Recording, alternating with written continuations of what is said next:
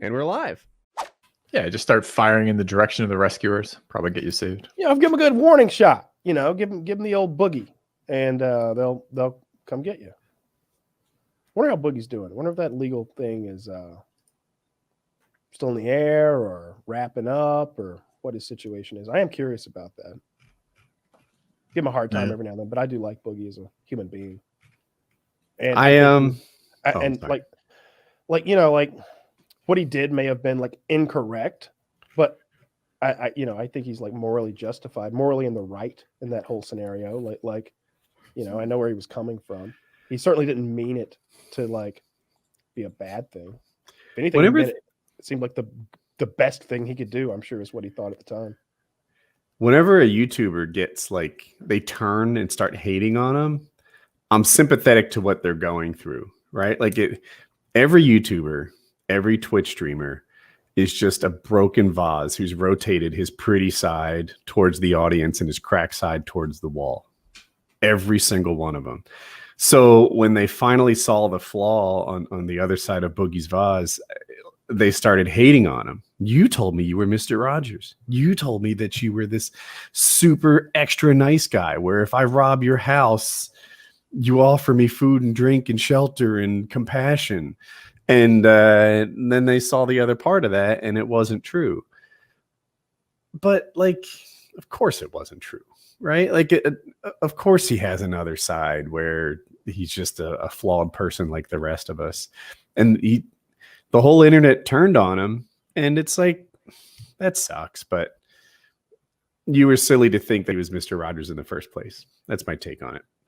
And a lot of work to maintain that, and like working the wrong way. Like not like you're putting in a productive day at the office doing that, but at least for me, it's really taxing faking good. Like I don't want to do that. And I don't want to set up my life where I'm forced to do that repeatedly. So yeah, he pushed it too far, and I don't know. Sometimes it's like that faking good. It's just him aspiring to be good, right? Like maybe he's portraying himself as the person he really wants to be and just can't stay there. Yeah, I don't know. I knew he was a different kind of guy when he told us about like his ideal woman being like that tiny little Japanese girl who's like popping pimples for him or whatever. And she was like a boogie. Oh, and didn't he say she had like was a porn star or something like that? Yeah, she does like sex work or something. Yeah, he wants like a 19-year-old tiny Japanese girl who's like submissive and will pop his pimples. Like, I don't remember the pimple part, but I don't doubt you either. Maybe that was a separate thing. He definitely had a whole thing about like liking girls popping his pimples or something like that. I mean, who doesn't? But like he seemed to have like a fetish for it.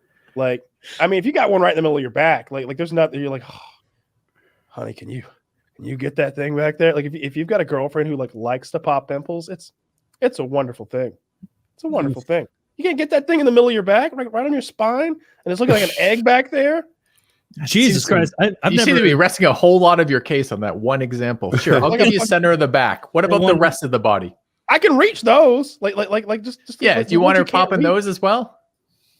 Yeah, honestly, like the ones that I can't really get to, like effectively, like she'll do less damage. Like on your ass. It's the same. This is the same tired horse. We've given you that. We've given you center of your back. What about the ones you can reach? The ones you can get to effectively. Like I'll take care of that. Like you know, if I got one on my chin or something like that, I got this taken care of. But like anything on my back, really, like I need some help. I've never dealt with back acne ever, even when I was in like high school.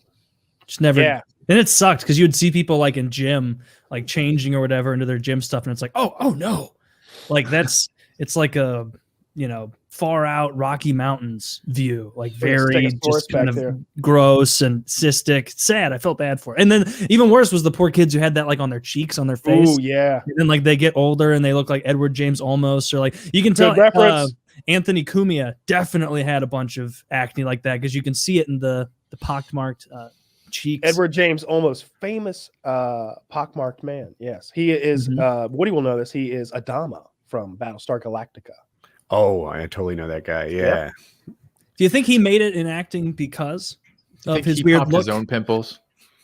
He was overzealous with his pimple popping. It would appear for decades or more. This guy hates the girl he was pimples. dating. He dated a girl, loved it. And he just gave into it. I don't know, just rubbing I like that lard theory.